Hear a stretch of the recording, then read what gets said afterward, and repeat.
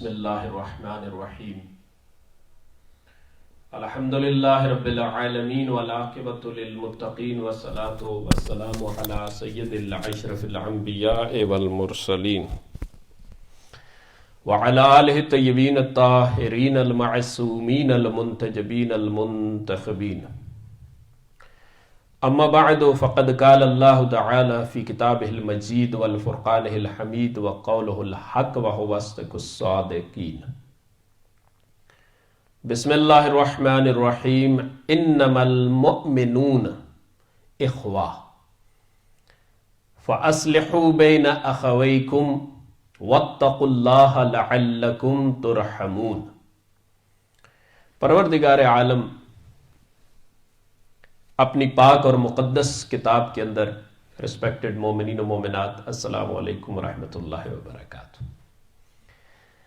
پروردگار عالم اپنی پاک اور مقدس کتاب کے اندر ارشاد فرما رہا ہے کہ تمام مومن ایک دوسرے کے بھائی ہیں، اپنے دو بھائیوں کے درمیان صلح کراؤ اور اللہ سے ڈرتے رہو تاکہ تم پر رحم ہو سکے۔ ماہ رمضان الکریم تقریباً ہم سے جدا ہو رہا ہے، آخری دن ہے، 3 دن ہے یا 4 دن ہے، میکسیمم 3 دن رہ گئے۔ پورے ماہ رمضان المبارک میں ہم لوگوں نے حسب توفیق چرچا کیا اسلامی باحثوں پر، قرآن پر، حدیث پر، روایات پر۔ اب ہمیں آہستہ آہستہ نچوڑ کی طرف بھی آنا چاہیے کہ ان چیزوں کا آخر حل کیا ہے۔ دیکھیے، قوم کی ایک بات تو بالکل تعین شدہ ہے کہ قوم جب تک اپنے مرکز کی طرف نہیں لوٹے گی، اپنے مرکز سے کٹی رہے گی، اپنے علماء، اپنے فقہاء، اپنے اہل علم لوگوں سے کٹی رہے گی، تب تک یہ فتنوں کا، لڑائی کا، جھگڑے کا، گالی گلوچ کا، لعن طعن کا سبب بنتے رہیں گے، اور تب تک ایک دوسرے پر یہ سب و شتم کرتے رہیں گے، کیونکہ جب تک علم نہیں آئے گا تب تک جہالت نہیں جائے گی۔ علم ہی ایک ایسی چیز ہے کہ جو جہالت کو دور کر سکتی ہے۔ علم کے علاوہ کوئی چیز نہیں ہے جو اندھیروں کو دور کرے۔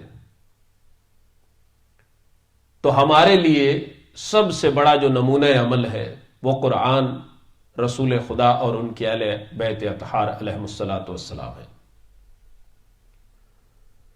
آج اگر آپ میڈیا اٹھا کے دیکھ لیں، سب سے زیادہ جو سب و شتم ہو رہا ہے ایک دوسرے پر ہو رہا ہے، کبھی مسلمان پہ کر رہا ہے، کبھی میں تو آج جو اپنا درد دل بیان کر رہا ہوں، ایک شیعہ اثنا عشری دوسرے شیعہ اثنا عشری پہ سب و شتم کر رہا ہے۔ پورے ماہ رمضان میں یہی باتیں سمجھانے کی، اپنی توفیق کے مطابق حدیث و آیات سے سمجھانے کی کوشش کرتا رہا۔ یعنی آخر وجہ کیا ہے؟ وجہ یہی ہے کہ یہ لوگ اپنے مرکز سے کٹ چکے ہیں، یہ لوگ اپنی جو بنیادی چیزیں ہیں ان سے دور ہو چکے ہیں۔ جب ان سے دور ہوں گے تو یقیناً جہالت کا شکار ہو جائیں گے۔ جیسے ایک بھیڑ اپنے ریوڑ سے جدا ہو جاتی ہے تو پھر بیچاری صحرا میں، میدان میں، پہاڑوں میں آوازیں نکالتی ہے اور منہ اٹھا کے جہاں مرضی آئے بیچاری دوڑتی رہتی ہے رستے کی تلاش پہ، اس کو پتہ ہی نہیں چلتا۔ اب جہاں اس کا منہ لگے گا وہاں دوڑے گی اور وہ سمجھے گی کہ شاید میں ٹھیک سے مت ہی جا رہی ہوں۔ تو کچھ لوگ بھی ایسے ہیں کہ جو اپنے مرکز سے کٹ چکے ہیں۔ مرکز ہمارا قرآن ہے، مرکز ہمارا حدیث ہے، مرکز ہمارا روایات ہے، مرکز ہمارا اہل بیت اطہار ہے۔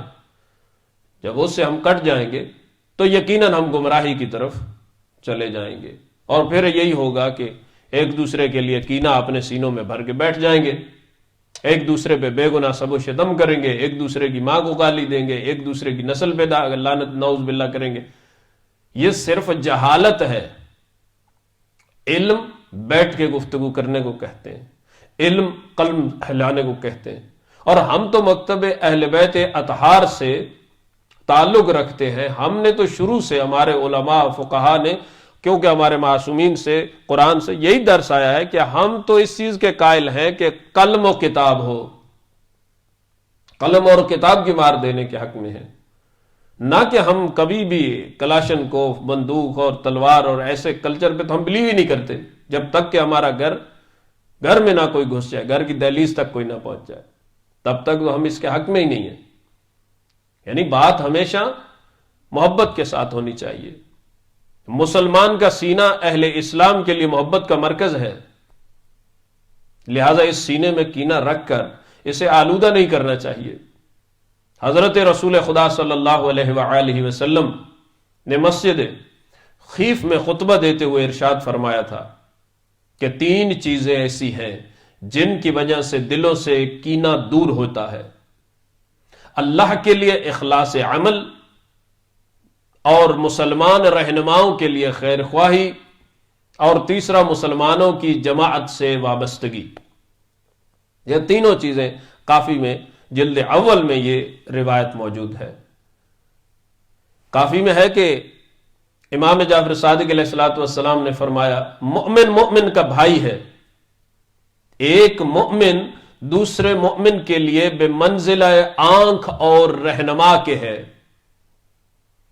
وہ نہ اس سے خیانت کرتا ہے اور نہ اس پر ظلم کرتا ہے، نہ اسے دھوکہ دیتا ہے اور نہ اس سے وعدہ خلافی کرتا ہے۔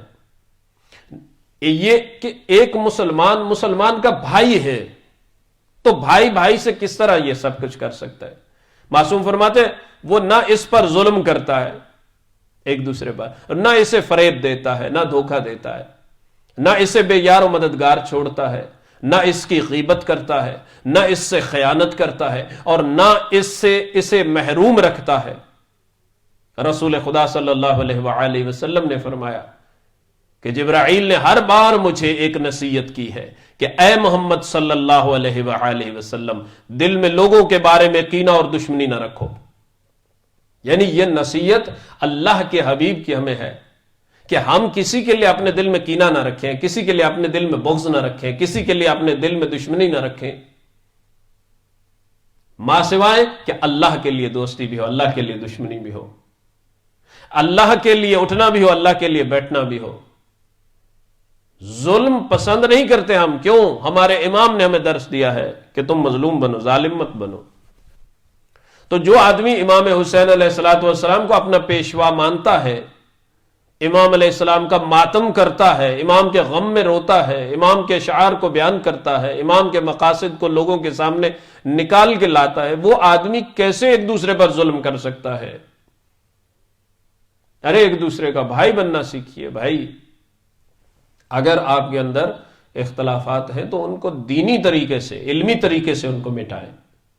اللہ تعالیٰ چاہتا ہے کہ مومن ایک دوسرے سے محبت رکھیں، جب خدا چاہتا ہے تو ہمیں اس کے لیے پروردگار کی رضا کے لیے یہ سب کچھ کرنا پڑے گا، اور آپس میں دشمنی سے دور رہیں۔ اور ہمارے ہاں تو دوستی نام کی کوئی چیز بچی ہی نہیں ہے، اب تو دشمنی ہی دشمنی نظر آتی ہے، کینہ ہی کینہ نظر آتا ہے، ایک دوسرے پہ سب و شتم کرنا نظر آتا ہے، ایک دوسرے کو گالی بکنا نظر آتا ہے۔ میں بات کر رہا تھا کہ میڈیا پر آپ دیکھیے کہ بس ایک شیعہ ہے، ایک دو گروہ بھی کیا ہے، برائے نام چند لوگ ہیں، یہ چند لوگ ہیں، یہ نہیں کہ خدا نخواستہ قوم شیعہ کو کچھ ہو گیا، نہیں، الحمدللہ ہم متحد بھی ہیں، ہمارے اندر اتفاق بھی ہے، اور اس کی ہم نے کئی بار اس کا نمونہ بھی ہم نے پیش کیا ہے علماء کی قیادت میں۔ ہم سے تو پہلے ہی، ہم تو بہت چھوٹے ہوں گے، مفتی جعفر حسین صاحب مرحوم نے ایک بار نمونہ عمل پیش کیا، قوم نے ساتھ دیا بھرپور۔ اور آج کے دور حاضر میں آیت اللہ سید علی حسینی سستانی نے چند سال پہلے جب ان داعش اور طالبان اور ناصبیوں اور جبہت النصرہ، ناصبی اور ظالموں کے خلاف، ظلم کرنے والوں کے خلاف سید علی حسینی سستانی حفظہ اللہ نے جب فتویٰ دیا تو 1 ملین پلس آدمی جو ہے وہ باہر آ گیا اپنی جان دینے کے لیے، لڑنے کے لیے، جہاد کرنے کے لیے۔ یعنی آج پاکستان کے ٹی وی ڈراموں پہ ارطغرل کے ڈرامے دکھائے جا رہے ہیں اور اسے ہیرو بنایا جا رہا ہے، پتہ نہیں اب اس قوم سے کوئی ترکی کی محبت پیدا کر کے پھر کیا بدلہ لیا جائے گا، خدا خیر ہی کرے۔ یعنی ان کو ہیرو بنایا جا رہا ہے، اور یہ یہاں پہ نظر نہیں آتا ہے کہ جہاں پہ دنیا کے سب سے بڑے دہشت گرد جو ہیں، دنیا کے سب سے بڑے ظالم جو ہیں، دنیا کے سب سے بڑے غیر انسانی فعل انجام دینے والے یہ داعش اور جبہت النصرہ، خدا ان پہ لعنت کرے، ان کو نیست و نابود کرنے کے لیے سید علی حسین سستانی کا ایک فتویٰ کافی ہو گیا عراق کی سرزمین پر. یعنی یہ ہے مرکزیت، یہ ہے مرجعیت. تقلید پہ بول رہے ہیں، کوئی ایک ہندو ہے، کوئی مسلمان ہے، کوئی کہاں سے پتہ نہیں بھنڈے بھگوڑے پکڑ کر لاتے ہیں اور وہ تقریر کر رہا ہے، مجتہد بتا رہا ہے ہمیں مجتہد کیا ہے اور تقلید کیا ہے. تقلید کا معنی پٹا ہے. ارے بھائی تقلید کا معنی پٹا نہیں ہے. اگر اس کا معنی پٹا ہے تو پھر ہم تو یہاں پہ یورپ میں ہیں، یورپین قوانین کی پابندی فقہ جعفریہ کے مطابق ہمارے اوپر ضروری ہے، تو پھر ہمارے گلے میں ان کا پٹا ڈلا ہوا ہے. تقلید کا معنی ہی جن کو نہیں پتا ہے، مجتہد کا معنی ہی جن کو نہیں پتا ہے، وہ بیٹھ کے شیعہ قوم کو تقلید کے بارے میں گمراہ کر رہے ہیں. ارے بھائی اہل علم کی پیروی کرنے میں کون سا حرج ہے؟ ہر آدمی کسی نہ کسی کی تقلید کرتا ہے، ہر آدمی کسی نہ کسی کی بات کو مان کے اس پہ عمل کرتا ہے. کوئی یونیورسٹی میں کسی کی بات مان رہا ہے، کوئی بازار میں کسی کی بات مان رہا ہے، کوئی شاپ پہ کسی کی بات مان رہا ہے، کوئی جہاز چلانے میں کسی کی بات کر رہا ہے، مان رہا ہے، کوئی ٹرین اور چلانے میں کسی کی بات مان رہا ہے. یعنی ہر ایک انسان کسی نہ کسی کی تقلید تو کر رہا ہے میرے دوست. پھر تمہیں پرابلم کیا ہے، تکلیف کیا ہے کہ اہل علم کی اگر تقلید ہو گئی تو؟ اگر تمہارے پاس دلیل ہے تو آؤ لاؤ. صرف عقلی اور ذہنی دلیلیں کافی نہیں ہے، قرآن سے دلیل لاؤ، حدیث سے دلیل لاؤ. آؤ ہم تمہیں بتائیں.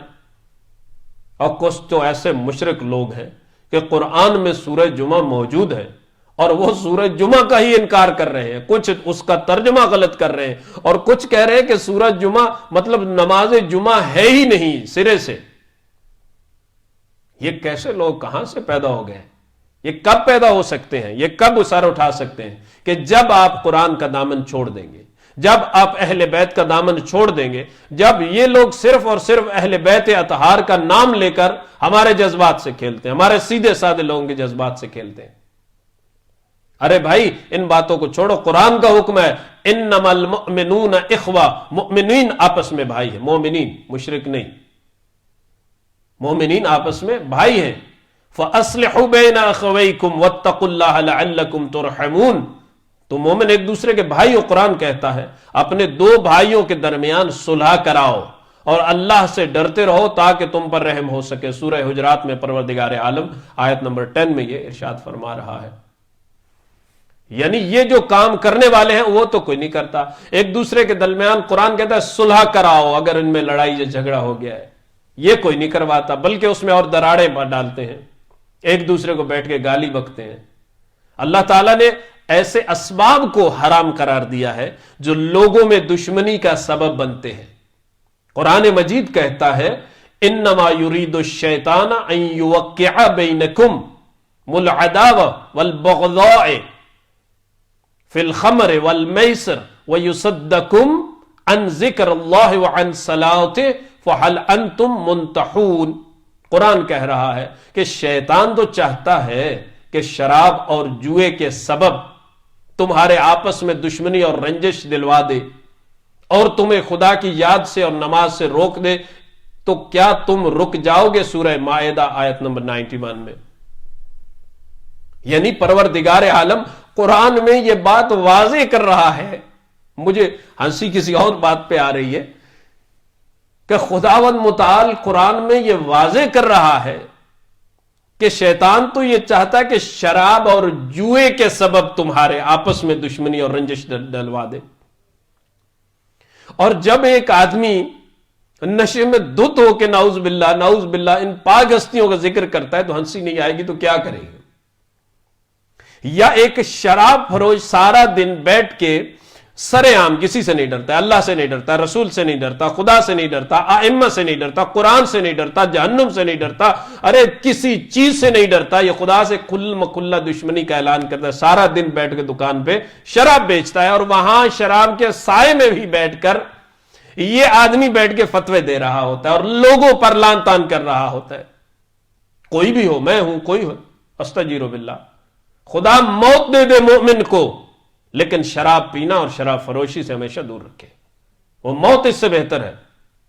تو قرآن سامنے واضح الفاظ میں کہہ رہا ہے کہ فی الخمر والمیسر، کہ یہ تمہیں شراب اور جوئے کے لحاظ سے تمہارے درمیان رنجش ڈلوا دے گا اور تمہیں خدا کی یاد سے اور نماز سے روک دے. تو کیا تم رک جاؤ گے؟ قرآن کہتا ہے عن ذکر اللہ وعن صلاۃ فہل انتم منتہون، اگر یہ لوگ تمہیں روک دیں جوئے اور شراب کے لحاظ سے، کس سے؟ نماز سے اور اللہ کے ذکر سے، تو کیا تم رک جاؤ گے؟ نہیں، قطعاً نہیں رکے گا، مومن نہیں رکے گا۔ دوسروں کا مجھے نہیں پتا، جو اصلی مومن ہے، نام کا مومن نہیں، جو کام کا مومن ہے، جو اصلی شیعہ ہے، نام کا شیعہ نہیں، کام کا شیعہ، جو اصلی علی والا ہے، نام کا نہیں، اصلی کام کا جو ہے، جیسا علی چاہتا ہے، جو ایسا شیعہ ہے، وہ کبھی نہیں رکے گا۔ کس سے؟ دو چیزوں سے، نماز سے بھی نہیں رکے گا اور ذکر الہی سے بھی نہیں رکے گا۔ یعنی نماز ہی تو ذکر خدا ہے۔ ہر وہ قوم جس کے افراد میں ایک دوسرے کے لیے عداوت کے جذبات پرورش پا رہے ہوں، وہ قوم مغضوب و مقہور ہوتی ہے۔ قرآن کہتا ہے وَأَلْقَيْنَ بَيْنَهُمُ الْعَدَاوَةَ وَالْبَغْضَاءَ إِلَى يَوْمِ الْقِيَامَةِ كُلَّمَا أَوْقَدُوا نَارًا لِلْحَرْبِ أَطْفَاهَا اللَّهُ وَيَسْعُونَ فِي الْأَرْضِ فَسَادًا وَاللَّهُ لَا يُحِبُّ الْمُفْسِدِينَ۔ قرآن کہہ رہا ہے اور ہم نے ان کے باہم عداوت اور بغض قیامت تک کے لیے ڈال دیا ہے۔ یہ جب جنگ کی آگ بھڑکاتے ہیں تو خدا اس کو بجھا دیتا ہے، اور یہ ملک میں فساد کے لیے دوڑتے پھرتے ہیں، اور خدا فساد کرنے والوں کو پسند نہیں کرتا۔ یہ بھی سورہ مائدہ آیت نمبر 64 میں پروردگار عالم یہ بھی فرما رہا ہے۔ یعنی ان آیات سے یہ ثابت ہوتا ہے کہ اللہ کو محبت اور اخوت پسند ہے اور عداوت ناپسند ہے، دشمنی ناپسند ہے۔ اس مفہوم کو اور سمجھنے کے لیے اگر آپ چاہتے ہیں تو میں اپنے بچوں کے لیے، جوانوں کے لیے چند معصومین علیہم الصلاۃ والسلام کے فرامین کو اور نقل کرتا ہوں۔ رسول خدا صلی اللہ علیہ وآلہ وسلم نے فرمایا، آگاہ رہو کہ دشمنی اور کینہ تمہارے دین کو تباہ کرنے والی چیزیں ہیں۔ اس مقام پہ یہ نقطہ ذہن نشین رہنا چاہیے کہ شیطان دین سے دشمنی رکھنی، کہ یہ ذہن نشین رہنا چاہیے کہ دشمنان دین سے دشمنی رکھنی چاہیے اور دینداروں سے دوستی رکھنی چاہیے، جیسا کہ امام علی ابن موسیٰ رضا علیہ الصلوۃ والسلام نے فرمایا، ہماری مودت کے دعوے داروں، ہماری مودت کے دعوے داروں میں کچھ ایسے بھی ہیں جن کا فتنہ ہمارے شیعوں کے لیے دجال کے فتنے سے بھی زیادہ سخت ہے۔ یہ بہت بات سمجھنے والی ہے۔ یہ کہہ دینا کسی کا کافی نہیں ہے کہ میں شیعہ ہوں، اور یہ کہہ دینا بھی کافی نہیں ہے کہ میں محب محمد و اہل بیت محمد ہوں، بلکہ جسے خدا اس کا رسول اور ائمہ پسند کر لے وہ ان کا محب ہے۔ امام رضا علیہ الصلوۃ والسلام اس بات کو اپنی حدیث کے اندر واضح کر رہے ہیں کہ ہماری مودت کے دعوے داروں میں سے کچھ ایسے بھی ہیں جن کا فتنہ ہمارے شیعوں کے لیے دجال کے فتنے سے بھی زیادہ سخت ہے۔ یعنی یہ سامنے تو دعویٰ کرتے ہیں کہ ہم معصوم سے محبت کرتے ہیں، ہم معصومین کے ماننے والے ہیں، ہم شیعہ ہیں، اثنا عشری ہیں، ہم علی کے محب ہیں، لیکن اصل میں یہ ہوتے نہیں۔ یہ شیعوں کے درمیان ایک ایسا فتنہ ڈال رہے ہوتے ہیں، یہ شیعوں کے درمیان ایسی نفرت، عداوت اور بغض ڈال رہے ہوتے ہیں کہ حقیقت میں یہ دجال کے فتنے سے معصوم فرماتے ہیں برتر ہے، دجال کے فتنے سے بھی یہ زیادہ فتنہ ہے، یہ لوگ ڈال رہے ہیں۔ تو پھر راوی نے پوچھا وہ کون لوگ ہیں مولا؟ آپ نے فرمایا وہ لوگ جو ہمارے دشمنوں سے دوستی اور دوستوں سے دشمنی رکھتے ہیں، ان کی اس روش سے حق اور باطل مخلوط ہو جاتا ہے، مل جاتا ہے ایک دوسرے کے اندر، اور معاملات مشتبہ ہو جاتے ہیں، اور مؤمن اور منافق کی پہچان باقی نہیں رہتی۔ یہ معصوم فرما رہے ہیں اے بندگان خدا سے دوستی رکھو۔ اور دشمنی کا مسئلہ اتنا حساس اور مؤثر ہے کہ امام جعفر صادق علیہ الصلوۃ والسلام نے اپنے کچھ شیعوں سے فرمایا تھا، ایک شخص تم سے محبت کرتا ہے لیکن وہ تمہارے اصول و عقائد نہیں جانتا، تو تم سے محبت رکھنے کی وجہ سے اللہ اسے جنت میں داخل کر دے گا، اور ایک شخص تم سے دشمنی رکھتا ہے اور اسے تمہارے عقائد کا علم نہیں ہے، تو تم سے دشمنی کی وجہ سے اللہ اسے دوزخ میں ڈال دے گا۔ وسائل الشیعہ میں یہ حدیث موجود ہے۔ مزید انشاءاللہ حدیث کو آگے بڑھائیں گے کہ یہ لوگ کیسے فتنہ ہے جو نام نہاد ہماری صفوں کے اندر گھس چکے ہیں، جو نام نہاد شیعہ تو کہلواتے ہیں، نام نہاد مومن تو کہلواتے ہیں، لیکن یہ خدا سے بھی نفرت کرتے ہیں، یہ قرآن سے بھی نفرت کرتے ہیں، یہ مصطفیٰ سے بھی نفرت کرتے ہیں، یہ ان کے اہل بیت سے بھی دل سے نفرت کرتے ہیں، یہ بس زبان سے محبت کا دعویٰ کرتے ہیں، ان کی بات نہیں مانتے۔ جو آدمی قرآن سے انکار کر رہا ہے مطلب وہ چاردہ معصومین سے انکار کر رہا ہے، وہ خدا سے انکار کر رہا ہے۔ والحمدللہ رب العالمین۔ پروردگار تجھے واسطہ محمد و اہل بیت محمد علیہ السلام کا ہم سب کو قرآن پڑھنے، سمجھنے اور اس میں عمل کرنے کی اور اس کی تبلیغ کرنے کی توفیق عطا فرما۔ یا اللہ مومنین کے درمیان جو فتنے فساد ہیں، ان جہلاء نے جو بھی ڈال رکھے ہیں، خدایا ان کو دور فرما۔ یا اللہ بحق محمد و اہل بیت محمد علیہ السلام ان کی شر سے تمام اہل دین کو، دین مبین کو محفوظ فرما۔ یا اللہ مذہب حق کا اسلام کو بلندی اور ترقی عطا فرما۔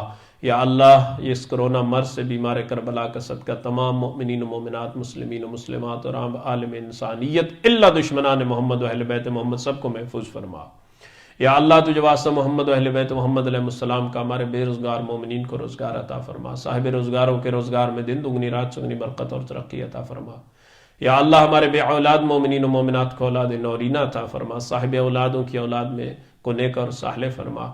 یا اللہ اس امام برگاہ امامیہ شاہ نجف پیرس فرانس کو دن دگنی رات چگنی برکت اور ترقی عطا فرما، اور اس کے تمام اراکین کو بحق زہرا سلام اللہ علیہ حاجر کثیر عطا فرما، اور خدایا عبادتوں کی رونقیں پھر سے یہاں پہ واپس لوٹا دے، تمام ہماری عبادت گاہوں کو، مساجد کو آباد و شاد فرما۔ میرا اللہ پریشان حال مومنین و مومنات کی پریشانیوں کو دور فرما۔ یا اللہ بحق محمد و اہل بیت محمد دنیا میں محبت محمد و اہل بیت محمد نصیب فرما، موت کے وقت قبر میں اور یوم القیامہ شفاعت محمد و اہل بیت محمد نصیب فرما۔ یا اللہ ان اہل فتنہ سے، فتنہ گروں سے ہم سب کو محفوظ فرما، اپنے دین کو محفوظ فرما۔ یا اللہ امام زمانہ علیہ السلام کے ظہور میں تعجیل فرما۔ یا اللہ ہم سب کو امام زمانہ علیہ السلام کے انصاروں میں شامل فرما، ہمارے امام کو ہم سے راضی و خوشنود فرما۔ اللہم صلی علی محمد و آل محمد، والسلام علیکم ورحمۃ اللہ وبرکاتہ۔